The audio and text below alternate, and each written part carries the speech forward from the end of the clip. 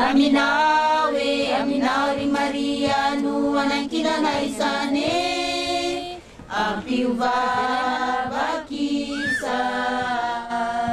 Sur les hauts plateaux de Madagascar, Edeline, dans ses rizières, pratique la technique SRI, qui signifie Système de riziculture intensif. Ce sont les techniciens de l'association Tefi Saina, qui veut dire forger les esprits en malgache, qui lui ont enseigné cette méthode. Aussi extraordinaire que cela puisse paraître, Edeline a ainsi réussi à multiplier ses rendements par 5. Mais moi, au début, je croyais, non, c'est pas possible. Quand j'ai entendu avec Tefi Saina qu'avec la méthode des séries, on peut gagner plus de 10 tonnes à l'hectare. Et puis, je me suis dit, non, écoute, Tefi Saina, il ne faut pas exagérer, ça c'est incroyable. Et puis, quand j'ai fait la pratique, j'ai découvert qu'avec cette rizière-là, c'était 12 tonnes et quelques à l'hectare. Et vous voyez la différence entre 2 tonnes à l'hectare et 12 tonnes à l'hectare. C'est vraiment incroyable. Minimum de semences et puis maximum de rendement. Tandis qu'avec la méthode traditionnelle, maximum de semences et puis minimum de rendement. De fait, ce résultat est d'autant plus spectaculaire qu'Edeline a pu l'obtenir en utilisant 10 fois moins de semences. Pour en témoigner, elle a tissé entre elles toutes les tiges d'un même pied. Un seul brin comme ça peut donner un pied de 100 tiges. Dans l'est de Madagascar, sur le canal des Pingalanes, M. Bertin a lui aussi adopté la technique SRI après une formation adéquate. Première particularité, il faut repiquer le brin de riz très jeune, 8 jours seulement, au lieu de 30 habituellement. De plus, le repiquage se fait en ligne et de façon très espacée, au moins 30 cm entre chaque plant. Après 5 années de pratique, les résultats sont là. D'un rendement dans une hectare traditionnel, 2 tonnes. En série 2006-2007, 11 tonnes, 11,423 tonnes dans une hectare. 11,423 tonnes. Donc vous êtes content? Ah oui, oui, oui, oui. Ah oui, oui, oui. Monsieur Bertin est d'autant plus fier qu'il a obtenu pour sa performance le 2e prix agricole de sa région.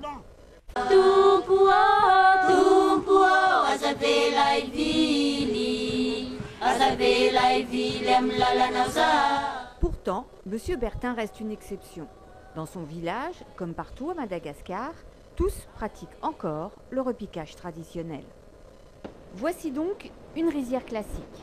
Les plants sont déjà grands lorsqu'ils sont repiqués, 30 jours au lieu de 8.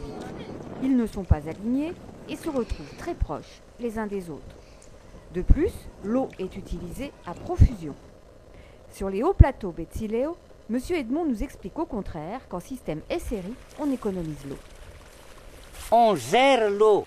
On ne va pas dire qu'on n'a pas besoin d'eau, mais on gère l'eau, c'est-à-dire progressivement, on met des lamelles d'eau dans le but donc de satisfaire le besoin de l'eau exact du riz. Mais pas à la façon humaine de penser que oh, le riz a besoin d'eau, non. Le riz n'est pas une plante aquatique. Elle ne boit pas de l'eau. Mais ça veut dire qu'elle a quand même besoin d'humidité et humidité suffisante.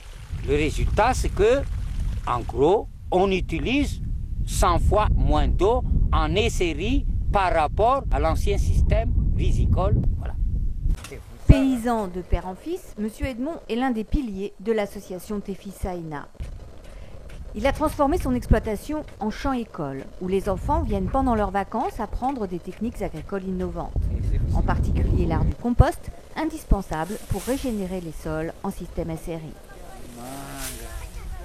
Nous adoptons les techniques d'agriculture biologique, c'est-à-dire qui n'utilise pas une agriculture qui ne consomme pas d'engrais chimiques, de pesticides, mais qui utilise de fumier organique. Ça donne du compost mûr au bout de 2 mois ici au champ-école.